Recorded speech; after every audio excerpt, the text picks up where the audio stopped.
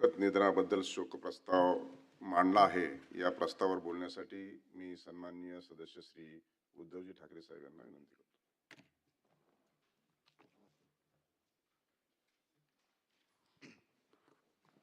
सभापती महोदय, मांडला ना, मग मी मांडला आहे असं म्हटलं ना. प्रस्ताव त्यांनी मांडला आहे ते बोलतील. सभापती महोदय, विधिमंडळाचं यावर्षीचं आहे पहिलं अधिवेशन आणि या अधिवेशनाची सुरुवात आपण सर्वच जण एक दिग्मूढ अवस्थेमध्ये आहोत. आजपर्यंत नेहमी सभागृहात दिसणारे आपल्याला सर्वांनाच आपले वाटणारे अजितदादा या सभागृहात किंवा या विधिमंडळात आज दिसत नाही, ही खंत आपल्या सगळ्यांच्या मनात आहे. माणसं येतात, माणसं जातात, माणसं असताना त्यांचं महत्त्व कधी कळत नाही आणि ती नसतात त्यावेळेला त्यांचं महत्त्व कळून काही उपयोग होत नसतो. अनेक जण अशी असतात की जी जवळ असताना कळत नाहीत, पण काही जण अशी असतात की जी जवळ आल्यानंतर आपल्याला व्यवस्थित कळतात. या विधिमंडळामध्ये अनेकांच्या राजकीय कारकिर्दीची सुरुवात अजितदादांच्या बरोबरीनेच झाली असेल. काळ एकच आहे, साहजिकच आहे. विशेषतः माझ्या कारकिर्दीची सुरुवात ही अजितदादांच्या पक्षाच्या आणि त्यांच्या विचारधारणेच्या विरोधातली होती. आम्ही कधी एकत्र येऊ असं ध्यानीमनी सुद्धा वाटलं नव्हतं. अजितदादांच्या बद्दल म्हणायचं झालं तर 2 सकाळ अशा होत्या, त्यातली एक सकाळ ही महाराष्ट्राला त्यांच्या कृतीने धक्का देणारी होती आणि दुसरी सकाळ ही महाराष्ट्राला चटका देणारी होती, अंतःकरणाला चटका देणारी होती. आम्ही कधी एकत्र येऊ असं आम्हाला वाटलं नव्हतं. हे जे मी आपल्याला सांगितलं त्यावेळेला साहजिकच आहे, दोन्ही पक्ष हे राजकीयदृष्ट्या एकमेकाच्या विरोधात होते. एकत्र आलो, अनपेक्षितपणाने एकत्र आलो आणि एकत्र आल्यानंतर साहजिकच आहे की मनामध्ये एक नाही म्हटलं तरी अढी होती. त्याच्या आधीची सकाळ मी आपल्याला सांगितली आणि त्याच्यानंतर ही व्यक्ती माझ्यासोबत. एकतर मला प्रशासनाचा अनुभव नव्हता, अचानक ह्या सभागृहात किंवा या विधिमंडळात आलो, तो मुख्यमंत्री म्हणून आलो. कामकाज कसं चालवायचं त्याच्यात सहकारी सगळे विरोधातले होते ते आहेत.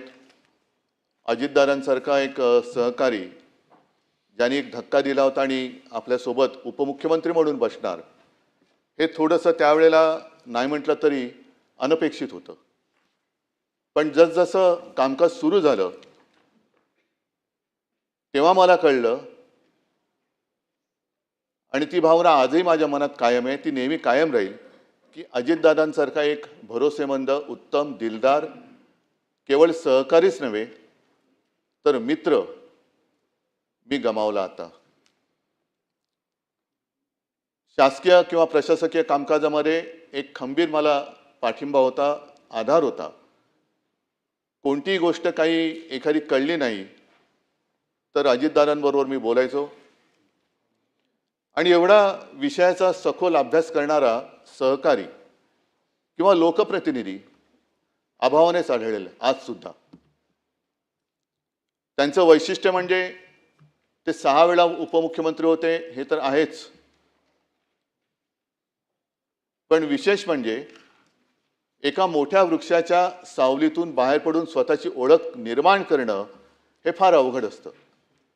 काही जणांना आयुष्यभर वृक्षाच्या सावलीत राहावं लागतं, वृक्षाच्या सावलीचा आदर घ्यावा लागतो, पण काही जण असे असतात की त्या वृक्षाच्या सावलीतून बाहेर पडून स्वतःची एक ओळख निर्माण करतात. त्यातले एक अजितदादा होते.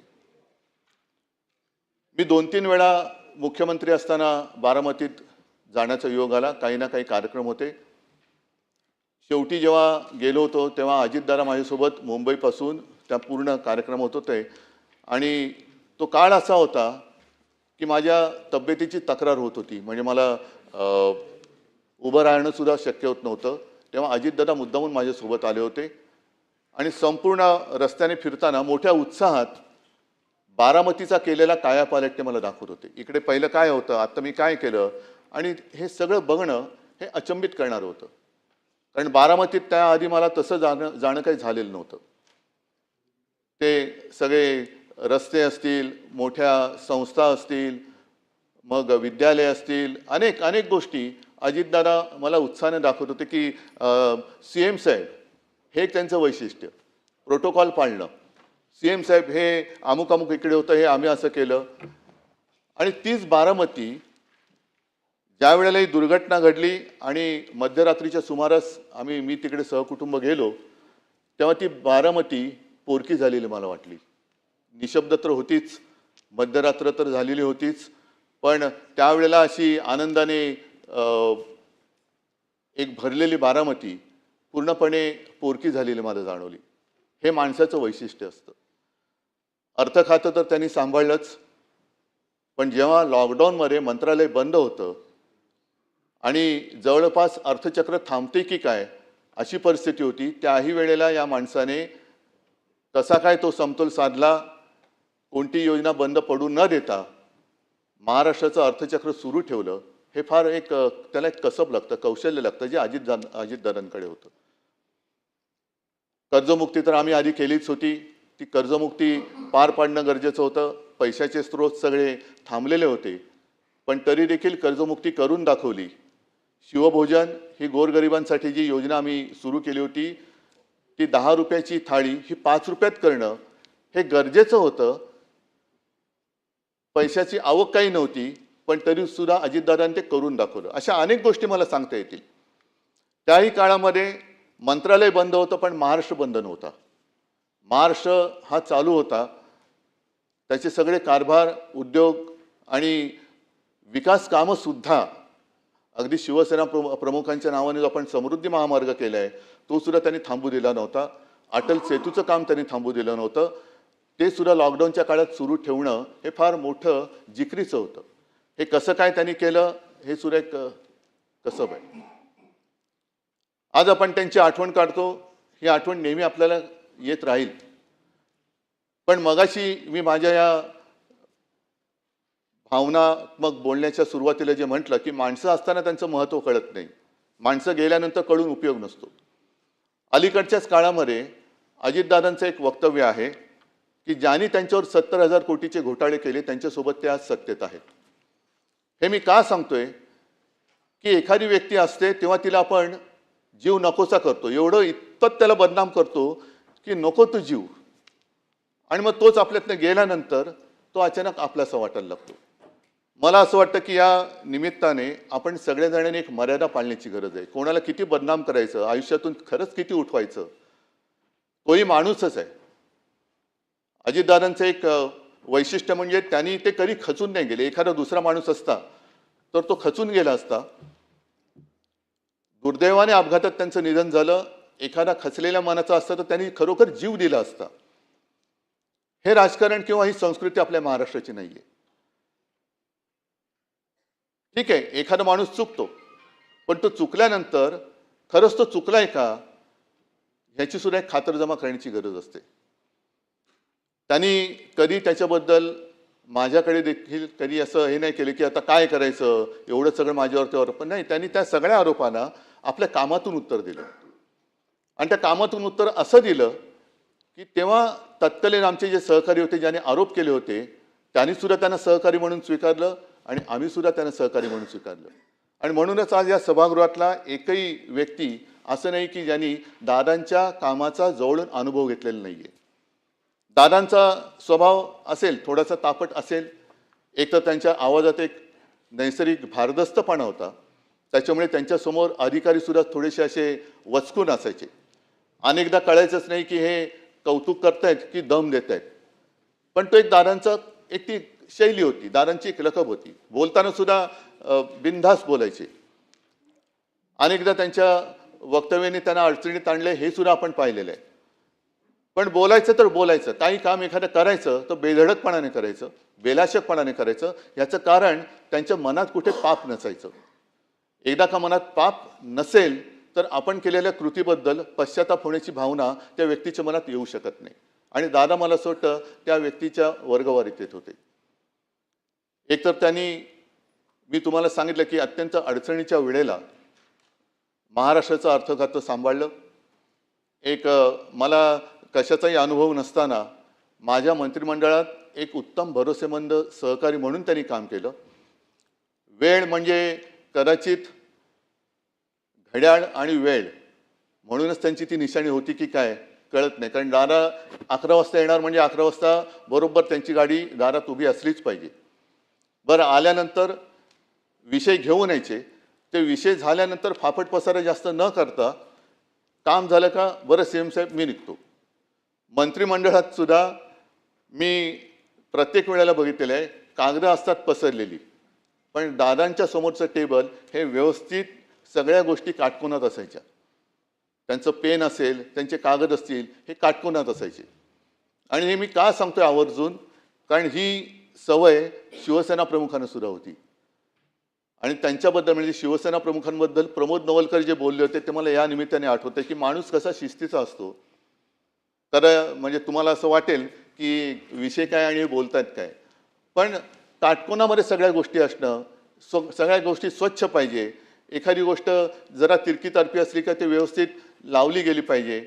ही एकदा शिस्त लागली का मग कारभार सुद्धा त्या शिस्तीने केला जातो. आपण जर का सगळं काही पसरलेलं आहे, मग कुठला कागद कुठे गेलेला आहे, कशाचा कशाला पायपोस कोणामध्ये नाही, तर कामकाज सुद्धा तसं होऊ शकत नाही. आज आपण सगळेच जण एका अशा दुःखात आहोत की सगळ्यांनाच असं वाटतंय की आपल्या जवळचं कोणतरी गेलेलं आहे. ही भावना फार थोड्या व्यक्तींच्या बद्दल आपल्या सगळ्यांच्या मनात निर्माण होते. मी तर माझा एक चांगला मित्र गमावला हे तर माझं दुःख आहेच, पण त्याचबरोबरीने महाराष्ट्राने एक उमदं नेतृत्व गमावलंय हे महाराष्ट्राचं फार मोठं नुकसान आहे. आणि असं का होतं कोणास ठाऊक. गेल्या काही वर्षांमध्ये ज्यांच्याकडनं काही अपेक्षा महाराष्ट्राने केल्या होत्या, मग ते प्रमोद महाजन असतील, गोपीनाथ मुंडे असतील, अगदी RR आबा असतील आणि आता अजितदादा असतील, की काही करण्याच्या एका पातळीपर्यंत ते जातात काय, महाराष्ट्र त्यांच्याकडनं अपेक्षा करतो काय आणि अचानक ते आपल्यातून निघून जातात काय. हे दुर्दैव आहे. हे महाराष्ट्राचं दुर्दैव आहे. हे नुकसान, हा दुःखाचा डोंगर केवळ पवार कुटुंबियांवरती नाही तर महाराष्ट्रावरती कोसळलेला आहे. आज त्यांच्या बरोबरीने इतर सुद्धा जे आपले सदस्य होते विधान परिषदेचे, त्या सर्वांचा उल्लेख ह्याच्यामध्ये आहेच. स्वरूपसिंग नाईक आहेत, अशोक मोडक सर, त्याच्यानंतर गंगाधर पटणे, नीला देसाई तर आमच्या पक्षाच्या सदस्य होत्या. त्यासुद्धा महिला आघाडीच्या आमच्या पदाधिकारी होत्या. एक धडपड करणारी माणसं, आपल्याला मिळालेल्या संधीचं सोनं करणारी माणसं, आणि ही अशी माणसं आपल्यातनं अचानकपणाने निघून जातात. त्याच्याबद्दल आज तरी आपल्याकडे दुःख व्यक्त करण्याखेरीज काहीच नाही आहे. पण या निमित्ताने मी पुन्हा एकदा आपल्याला सगळ्यांना विनंती करेन की जेव्हा माणसं असतात तेव्हा त्यांच्याशी आपण त्यांचं महत्त्व कळून घेऊन त्यांच्या गुणाचा वापर जर का राज्यासाठी केला गेला तर केवळ आपलंच नव्हे तर महाराष्ट्राचं भलं झाल्याशिवाय राहणार नाही. असो, आज मला तरी असं कधी वाटलं नव्हतं की अजितदादांबद्दल असा प्रस्ताव येईल आणि त्याच्यावरती आपल्याला बोलावं लागेल हे मनात कधीच आलेलं नव्हतं. अचानकपणाने ही वेळ आपल्यावरती ओढवलेली आहे. मी अत्यंत भारावलेल्या आणि जड अंतःकरणाने अजितदादांना श्रद्धांजली हा शब्द मला वापरावा लागतोय, ह्याचं खूप मनामध्ये दुःख आहे. कारण अशी माणसं ही पुन्हा पुन्हा होत नाहीत. असे मित्र, असे सहकारी हे पुन्हा पुन्हा मिळत नाही. मी या सर्वांना माझ्यातर्फे, माझ्या कुटुंबियांतर्फे आणि माझ्या पक्षातर्फे भावपूर्ण श्रद्धांजली वाहतो. आणि पुढचं वाक्य खरंच बोलणं फार अवघड आहे, पण त्यांच्या आत्म्यास शांती लाभो हीच माझी प्रार्थना.